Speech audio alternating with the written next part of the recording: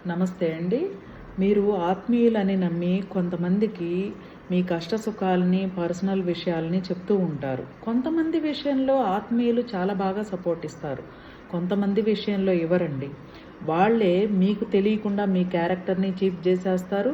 మీ ప్రతి విషయాన్ని టైమ్ పాస్‌గా ఎదుటి వాళ్ళతో చర్చిస్తా ఉంటారు. ఇలాంటి వాళ్ళని మీరు బాగా అబ్జర్వ్ చేస్తే వాళ్ళ క్యారెక్టర్ అర్థమైపోతుంది.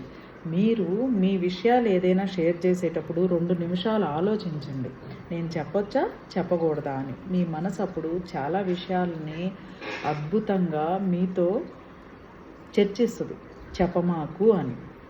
ఇలా మీ పర్సనల్ విషయాలు మాట్లాడుతున్నారంటే మానసికంగా బలంగా లేరని అర్థం. చిన్న చిన్న హెల్త్ ప్రాబ్లమ్స్ ఫేస్ చేస్తున్నారని అర్థం.